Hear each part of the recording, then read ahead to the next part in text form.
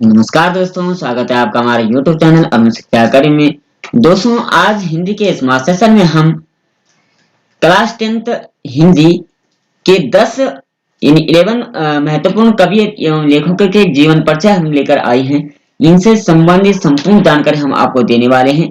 आज का टॉपिक जो है बेहद खास होने वाला है, क्योंकि यह अमूमन हर जगह बार बार पूछा जाता है। 11 कवि लेखकों के बारे में हम संक्षिप्त प्रश्नोत्तर इनसे कराएंगे। और चैनल पर नए हैं तो प्लीज चैनल सब्सक्राइब जरूर करें और प्यारा सा कमेंट करते हुए आज के सेशन में हम आगे बढ़ते हैं। और एक बात और कहना चाहेंगे, इससे पहले के सेशन अगर आपने नहीं देखे तो वो भी आप प्लेलिस्ट में जाकर के जरूर देख लीजिए, क्योंकि वो भी आपके लिए बेहद खास होने वाले हैं। चलिए वीडियो स्टार्ट करते हैं। सबसे पहले उन 11 कवि लेखकों में से सबसे पहले जो परिचय हम देने वाले हैं वो है सूरदास जी से संबंधित प्रश्न। सूरदास जी का जीवन परिचय हम जानेंगे। पहला इसमें होगा सूरदास जी का जन्म कब हुआ था। सन 1478 में इनका जन्म हुआ था। अगर इनकी सूरदास जी की मृत्यु कब हुई थी तो 1583 में सूरदास जी की मृत्यु हुई थी। सूरदास जी कहाँ रहते थे? गौ घाट में सूरदास जी रहते थे। सूरदास जी का निधन कहाँ हुआ था? तो परसोली में इनका निधन हुआ था। सूर सागर में लगभग कितने पद है? तो 5000 पद सूर सागर में है, जो सूरदास द्वारा रचित है। सूरदास किसके अनन्य भक्त थे? तो सूरदास जी कृष्ण के अनन्य भक्त थे। सूरदास ने अपने साहित्य में किसको प्रमुखता दी है? तो कृष्ण को इन्होंने अपने साहित्य में प्रमुखता दी है। सूरदास के साहित्य में किस रस की प्रधानता देखी गई है? तो वात्सल्य रस की इनमें प्रधानता दी गई है। सूरदास का अधिकतर साहित्य किस भाषा में लिखा गया है? तो ब्रज भाषा में इन्होंने लिखा है, जो सुप्रसिद्ध भाषा मानी जाती है। सूरदास जी के साहित्य में किस गुण की प्रधानता है? तो माधुर्य गुण की इसमें प्रधानता है। आगे बात करें, सूरदास के गुरु कौन थे? तो महाप्रभु वल्लभाचार्य इनके गुरु थे। सूरदास जी जन्म से ही कैसे थे? तो अंधे, सूरदास जी अंधे थे, वो देख नहीं पाते थे। सूरदास जी किस काल के कवि माने जाते हैं? तो ये भक्ति काल के कवि माने जाते हैं। कौन से भक्ति? कृष्ण भक्ति शाखा के कवि माने जाते हैं। आगे बात करें, सूरदास के पदों में किस शैली का प्रयोग हुआ है? तो वर्णनात्मक, भावात्मक और दुरह शैली का प्रयोग हुआ है। सूरदास के कूट पदों में किस शैली का प्रयोग दिखाई देता है? तो दुरह शैली का प्रयोग दिखाई देता है। बात करें, सूरदास ने वर्णनात्मक शैली का प्रयोग कहाँ किया है? तो कथा या प्रसंगों में, वर्णन में। बात करें, सूरदास की भक्ति भावना में कैसा भाव था? सखा का भाव इनकी भक्ति भावना में था। सूरदास का किन कवियों में एक थे? तो ये अष्टछाप कवि में से एक सुप्रसिद्ध कवि माने जाते थे। सूरदास के प्रमुख ग्रंथ कौन से थे? तो सूर सागर, साहित्य लहरी और सूर सारावली जो है इनकी प्रमुख ग्रंथावली मानी जाती थी। सूरदास जी किस मंदिर में भजन कीर्तन करते थे? तो श्रीनाथ जी के मंदिर में भजन पूजन करते थे। अब बात करते हैं दूसरे कवि की। दूसरे नंबर पर आते हैं तुलसीदास से संबंधित कुछ महत्वपूर्ण प्रश्न हम आपको बताने वाले हैं, इनकी जीवनी से संबंधित। तुलसीदास जी का जन्म कब हुआ था? तो 1532 में इनका जन्म हुआ था। तुलसीदास जी का जन्म कहाँ हुआ था? तो उत्तर प्रदेश के बांदा जिले के राजापुर गांव में इनका जन्म हुआ था। तुलसीदास का निधन कहाँ हुआ था? तो 1923 में काशी में इनका निधन हुआ था। कुछ विद्वानों के अनुसार तुलसीदास का जन्म कहाँ माना जाता है? तो सोरो जिला एटा में इनका जन्म माना जाता है। तुलसीदास जी का जीवन कैसा था, कैसा बीता? तो संघर्षपूर्ण उनका जीवन बीता। आगे बात करते हैं, तुलसीदास के गुरु कौन थे? तो नरहरि दास जी इनके गुरु थे। तुलसीदास किस मार्ग के कवि थे? तो राम भक्ति शाखा के ये कवि थे, यानी राम मार्गी ये कवि थे। राम इनके इष्ट थे। तुलसीदास जी को राम भक्ति का मार्ग कैसे मिला, तो गुरु की कृपा से। आगे बात करते हैं तुलसीदास के काव्य में किन किन रसों की प्रधानता है, तो शांत और करुण रस की इनमें प्रधानता है। बात करते हैं रामचरितमानस में मुख्य रूप से किसका प्रयोग हुआ, तो चौपाइयों तथा दोहे का प्रयोग हुआ है। चौपाइयां दोहे के अलावा और किसका प्रयोग रामचरितमानस में हुआ, तो सोरठे हरिगीतिका तथा छंदों का प्रयोग हुआ है। तुलसीदास ने अपने काव्य में किस भाषा का अधिक प्रयोग किया, तो अवधी भाषा। अवध क्षेत्र में रहने के कारण अवधी भाषा का प्रयोग ज्यादा किया। रामचरितमानस किस भाषा में लिखी गई, तो अवधी में लिखी गई है। विनय पत्रिका किस भाषा में लिखी गई, तो ब्रज भाषा में लिखी गई है। कवितावली किस भाषा में लिखी गई, तो ब्रज भाषा में इसको लिखा गया है तुलसीदास द्वारा। कवितावाली की किन छंदों की छटा देखने में मिलती है, सवैया और कवित्व। राम लक्ष्मण परशुराम संवाद रामचरितमानस के किस कांड से लिया गया है, तो बालकांड से इसको लिया गया है। तुलसीदास किस काव्य धारा के कवि थे, तो राम भक्ति काव्य धारा के कवि थे। ठीक है, अब आगे बात करते हैं। तीसरे नंबर पर आते हैं देव, यानी देव जो कवि है, इनसे संबंधित प्रश्नोत्तर हम देख लेते हैं, इनकी जीवनी देख लेते हैं। देव का पूरा नाम क्या है, तो देवदत्त तिवारी जी इनका पूरा नाम है। देव किस काल के कवि माने जाते हैं, हरिद्वेदी काल के ये कवि माने जाते हैं। देव कैसे कवि थे, तो दरबारी कवि थे। देव का जन्म कब हुआ था, तो 1673 इटावा उत्तर प्रदेश में इनका जन्म हुआ था। देव की मृत्यु कब हुई थी, तो 1767 में इनकी मृत्यु हुई थी। देव ने किस नाम से एक नए छंद की रचना की, तो देव घनाक्षरी नाम से इन्होंने एक नए छंद की रचना की। आगे बात करते हैं चौथे नंबर पर जयशंकर प्रसाद जी की रचनाओं का वर्णन करते हैं। जयशंकर प्रसाद जी के संक्षिप्त जीवनी हम आपके सामने प्रस्तुत करते हैं। बात करते हैं जयशंकर प्रसाद जी का जन्म कब हुआ, 30 जनवरी 1890 में इनका जन्म हुआ। जयशंकर प्रसाद जी का जन्म कहाँ हुआ था, तो काशी उत्तर प्रदेश में इनका जन्म हुआ था। जयशंकर प्रसाद जी की मृत्यु कब हुई थी, तो 15 नवंबर 1937 में इनकी मृत्यु हुई थी। जयशंकर प्रसाद जी की किस वाद के कवि माने जाते थे, छायावाद के प्रसिद्ध कवि माने जाते थे।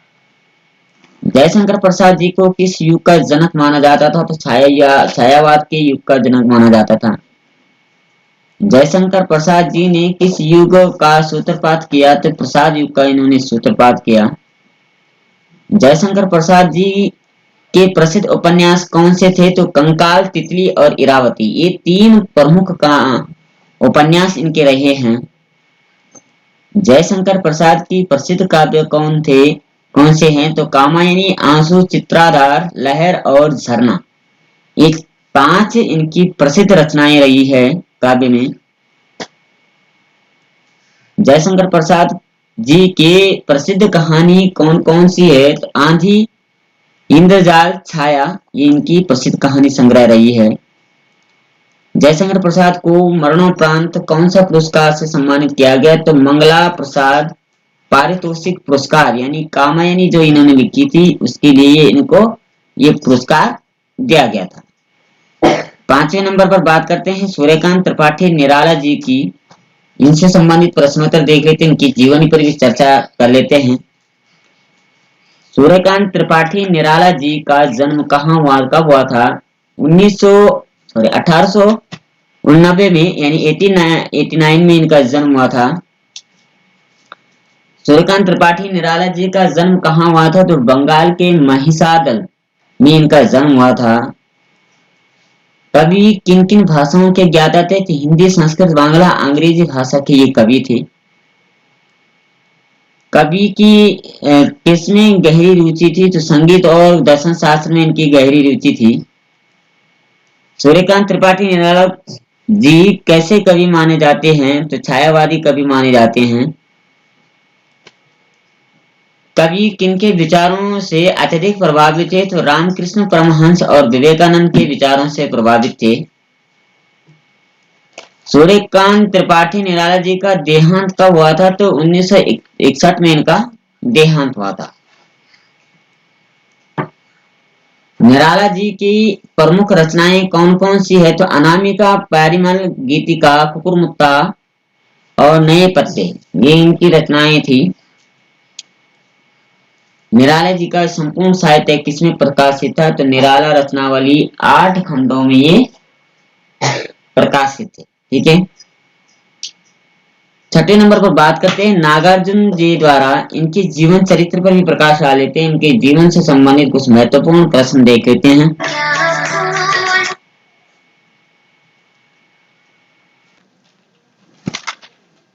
नागार्जुन जी का जन्म कब हुआ था? तो 1911 में इनका जन्म हुआ था।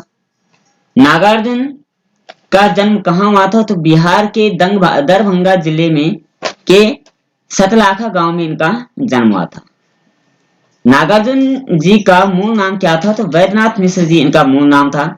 नागार्जुन जी श्रीलंका कब गए? तो सन 1936 में श्रीलंका गए थे। बात करते हैं नागार्जुन ने बौद्ध धर्म की दीक्षा कहाँ ग्रहण की थी? श्रीलंका में इन्होंने बौद्ध धर्म की दीक्षा ग्रहण की थी। नागार्जुन का देहांत कब हुआ था? तो 1998 में इनका देहांत हुआ था। बात करते हैं नागार्जुन जी अपनी मातृभाषा मैथिली में किस नाम से प्रतिष्ठित है? तो यात्री नाम से प्रतिष्ठित है। नागार्जुन जी को क्या माना जाता है? तो आधुनिक कबीर इनको माना जाता है। नागार्जुन जी की प्रमुख काव्य कृतियां कौन सी है? तो युगधारा, सतरंगे पंखों वाली, हजार हजार बाहों वाली, तुमने कहा था, पुरानी जूतियां का कोरस, आखिर ऐसा क्या कह दिया मैंने, मैं मिलिट्री का बोरा भोरा, ये इनकी रचनाएं रही है। नागार्जुन नागार्जुन की संपूर्ण काव्य रचना किस नाम से प्रकाशित है? तो नागार्जुन रत्नावली 7 खंडों में ये प्रकाशित है। बात करते हैं नागार्जुन जी को कौन कौन से पुरस्कार एवं सम्मान मिले? हिंदी अकादमी, दिल्ली का शिखर सम्मान, उत्तर प्रदेश का भारतीय पुरस्कार, बिहार का राजेंद्र प्रसाद पुरस्कार, मैथिली भाषा में कविता के लिए साहित्य अकादमी पुरस्कार इनको प्रदान किया गया। 7वें नंबर पर बात करते हैं ऋतुराज जी का जीवन परिचय पर प्रकाश डाल लेते हैं। इनसे संबंधित महत्वपूर्ण प्रश्न देख लेते हैं। ऋतुराज जी का जन्म कहाँ हुआ था? तो भरतपुर राजस्थान में इनका जन्म हुआ था। कवि ऋतुराज का जन्म कब हुआ था? तो 1940 में इनका जन्म हुआ था। ऋतुराज जी के अब तक कितनी कविता प्रकाशित किए जा चुके? तो 8 कविता संग्रह प्रकाशित किए जा चुके हैं। उनकी कौन कौन सी प्रमुख कविताएं संग्रह है? तो एक मरण, धर्मा और अन्य, पुल पर पानी, सुरता निरता निरत, लीला मुखारविंद, ये इनकी रचनाएं रही है।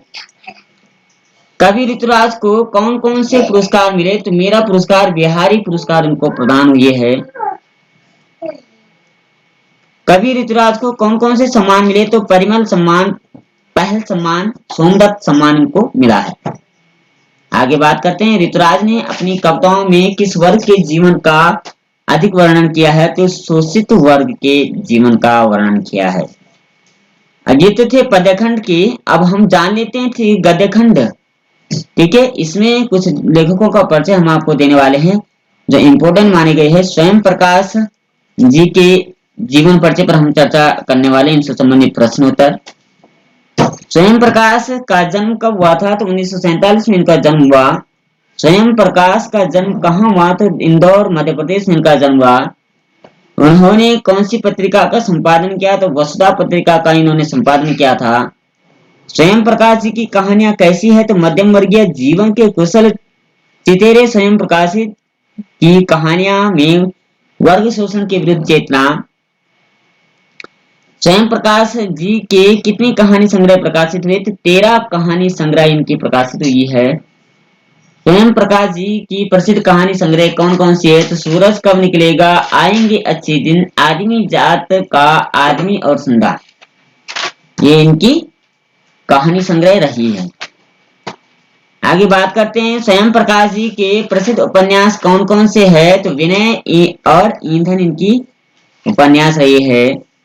और स्वयं प्रकाश जी को कौन कौन से पुरस्कार मिले? तो पहल सम्मान, बनवाली पुरस्कार, राजस्थान साहित्य अकादमी पुरस्कार इनको मिला हुआ है। 9वें नंबर पर बात करते हैं राम वृक्ष वेणुपुरी से संबंधित कुछ महत्वपूर्ण प्रश्न, उनसे उनके जीवन चरित्र पर प्रकाश डाल देते हैं। राम वृक्ष वेणुपुरी का जन्म कब हुआ था? 1899 में इनका जन्म हुआ था। राम वृक्ष वेणुपुरी का जन्म कहाँ हुआ था? तो बिहार के मुजफ्फरपुर जिले के बेनीपुर गांव में इनका जन्म हुआ था।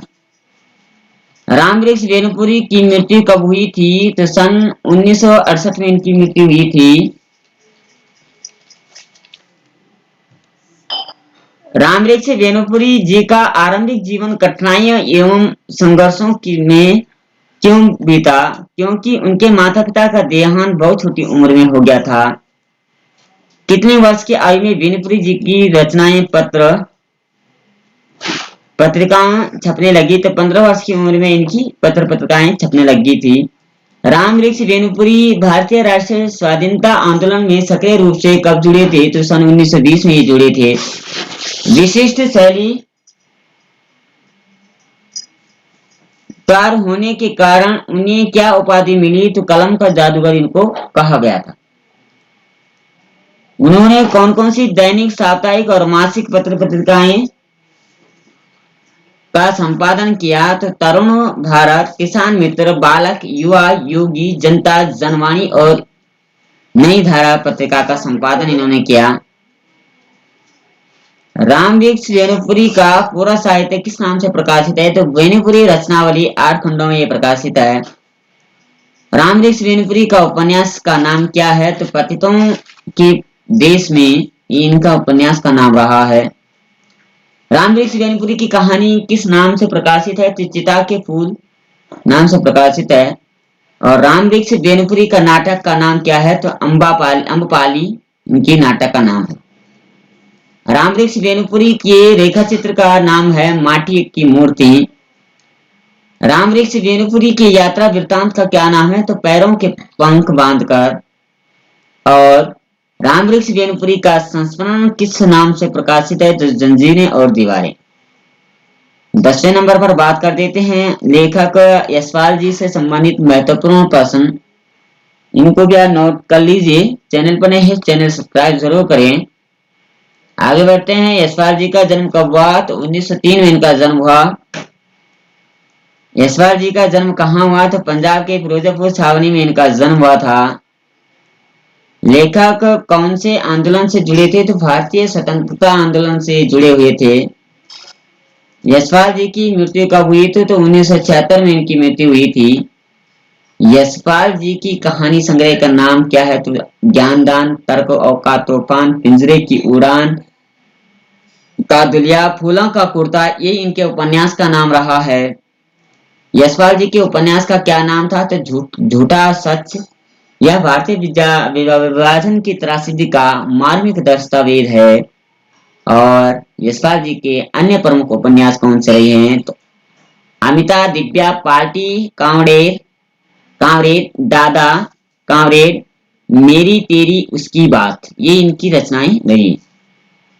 इस महासेशन का और क्लास 10th की हिंदी जो है उसमें 11 आखिरी नंबर के जो सर्वश्रेष्ठ कवि लेखक रहे हैं, 11वें नंबर पर सर्वेश्वर दयाल सक्सेना, जिनसे संबंधित बार बार प्रश्न पूछे जाते हैं। इन्हीं लेखकों के हमने यहाँ पर जीवन परिचय और उनसे संबंधित प्रश्नोत्तर आपको लिए लाए हैं। तो 11वें नंबर पर है सर्वेश्वर दयाल सक्सेना जी।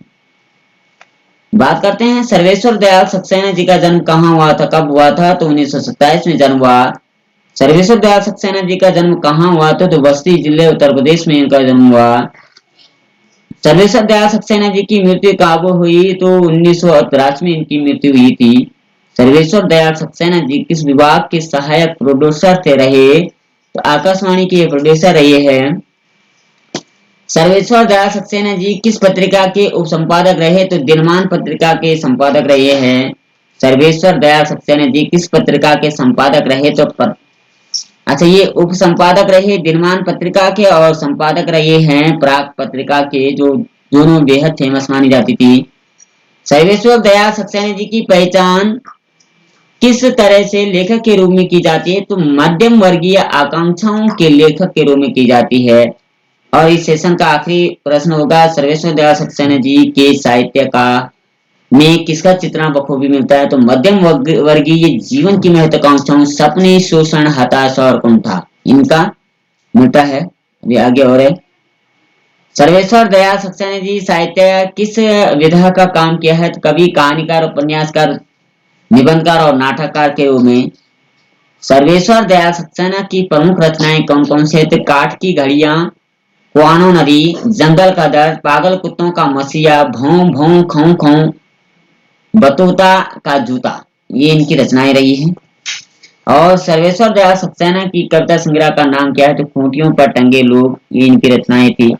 सर्वेश्वर दयाल सक्सेना जी का कौन सी रचना साहित्य अकादमी पुरस्कार के लिए सम्मानित किया गया? तो खूंटियों पर टंगे लोग, इनके लिए इन्हें साहित्य अकादमी पुरस्कार दिया गया था। सर्वेश्वर दयाल सक्सेना द्वारा लिखित उपन्यास कौन सा है? तो सोया हुआ जल। सर्वेश्वर दयाल सक्सेना की कहानी संग्रह का क्या नाम है? तो लड़ाई। सर्वेश्वर दयाल सक्सेना जी किस नाटक की रचना की है? तो बकरी नाटक की रचना की है। सर्वेश्वर दयाल सक्सेना जी ने किस बाल साहित्य की रचना की? तो लाख की नाक। आखिरी क्वेश्चन हमारा होगा, सर्वेश्वर दयाल सक्सेना का लेखों का संग्रह किस नाम से प्रसिद्ध है? तो चर्चे और तर्के। तो कुल मिलाकर के ये हमने 11 इंपोर्टेंट जो 10th की हिंदी एनसीईआरटी हिंदी बसंत भाग 2 है, उसके लेखकों का परिचय आपके सामने रखा। आशा करते हैं ये आपके लिए बेहद इंपॉर्टेंट नहीं हो, चाहे आप पीजीटी की तैयारी करें या आप बोर्ड एग्जाम की तैयारी करें, इनको रख लीजिए। इनसे संबंधित प्रश्न अवश्य पूछे जाते हैं। चैनल पर नए हैं प्लीज चैनल सब्सक्राइब जरूर करें, अपने दोस्तों के साथ शेयर करते हुए। कल फिर मिलते हैं, तब तक के लिए जय श्री कृष्णा, राधे राधे।